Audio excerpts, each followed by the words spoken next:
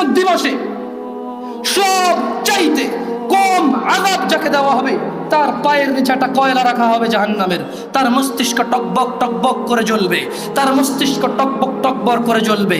এই ব্যক্তি মনে করবে আমার চাইতে বেশি শাস্তি মনে হয় আল্লাহ তাআলা যত মানুষ সৃষ্টি করেছে আর কাউকে দেয়নি। অথচ আল্লাহ সুবহানাহু ওয়া তাআলা, রাসূল সাল্লাল্লাহু আলাইহি সাল্লাম বলেছেন এর চাইতে নিম্নমানের শাস্তি আর কাউকে দেওয়া হবে না, যার পায়ের নিচে শুধু একটা কয়লা রাখা হবে, তার মস্তিষ্ক টকবক টকবক করে জ্বলবে। আল্লাহ সুবহানাহু ওয়া তাআলা বলেন ইউবাসসিরুনহুম, ও মুহাম্মদ সাল্লাল্লাহু আলাইহি সাল্লাম আপনি দেখবেন অপরাধীরা যারা ঘুষ নিয়ে ব্যস্ত, সুদ নিয়ে ব্যস্ত, জিনা নিয়ে ব্যস্ত, মদ নিয়ে ব্যস্ত, জুয়া নিয়ে ব্যস্ত, মিথ্যা নিয়ে ব্যস্ত,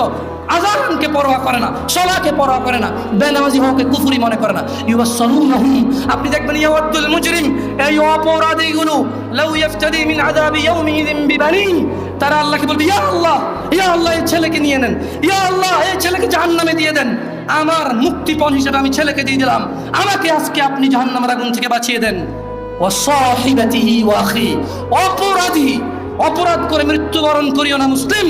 এজন্য আমি বক্তব্যের শুরুতে বলেছিলাম ওয়ালা তামুতুন্না ইল্লা ওয়া আনতুম মুসলিমুন, মুসলমান হওয়া ছাড়া মরিও না, খবরদার মুসলমান হওয়া ছাড়া মরিও না। মুসলমান হওয়া ছাড়া মরলে বড় বিপদ আছে, মুসলমান হওয়া ছাড়া মরলে বড় বিপদ আছে। ইউবাসসিরুনহুম ইয়াওয়াদুল মুজরিমুনা ইয়াফতাদি মিন আযাবি ইয়াউমিযিন বিবানি, সেদিন অপরাধী আল্লাহকে মুক্তিপণ হিসেবে দিতে চাইবে তার ছেলেকে, এত আদরের ছেলে যার জন্য এত আয়োজন, যার আকিকায় 10টা গরু জবে হয়, যার জন্মদিনে সিনেমার নায়ক নায়িকা এসে অংশগ্রহণ করে, যার জন্মদিনে কোনো মসজিদ মাদ্রাসায় সে দান করে, যে খুন করে আসলে সে বলে আমার ছেলে নির্দোষ, সবচেয়ে বড় উকিলকে হায়ার করে। এত আদরের ছেলে, যেই ছেলে 7 খুন করলে মাপ, যেই ছেলের জরিমানা দিতে দিতে বাপ কখনো সন্তুষ্ট হয় না, এই এত আদরের সন্তানকে পরিস্থিতি কি হতে পারে একটু ভাবো মুসলিম। মা নিজের মেয়েকে এভাবে ব্যবহার ছেড়ে দেবেন না। আপনি বাবা, আপনাকে বলছি ভাইয়া, চাচা, যদি খালি অপরাধী হয় মরো, তবে শুনো সূরা মাআরিজে আল্লাহ বলছেন অপরাধী সেদিন তার মুক্তিপণ হিসেবে দিতে চাইবে তার ছেলেকে, ও সাহিবাতিহি ওয়া আখি, তার স্ত্রী তার ভাইকে, ও ফাসিলাতিহি আল্লাতী তুই, তার জ্ঞাতি গোষ্ঠী যারা ওকে আশ্রয় দিত, ওমান ফিল আরদি জামিয়া সুম্মা ইউনজি, যখন হবে না আল্লাহ বলবে ছেলে লাগবে না তুই অপরাধী তোকে লাগবে, স্ত্রী আর ভাই দিয়ে আল্লাহ বলবে হবে না তুই অপরাধী তোকে লাগবে। জ্ঞাতি গোষ্ঠী যারা অন্যায় করলে আশ্রয় দিত, আরে যা বেটা কইরাল আমি আছে, এই বেটা আমি আছি না তুই যা,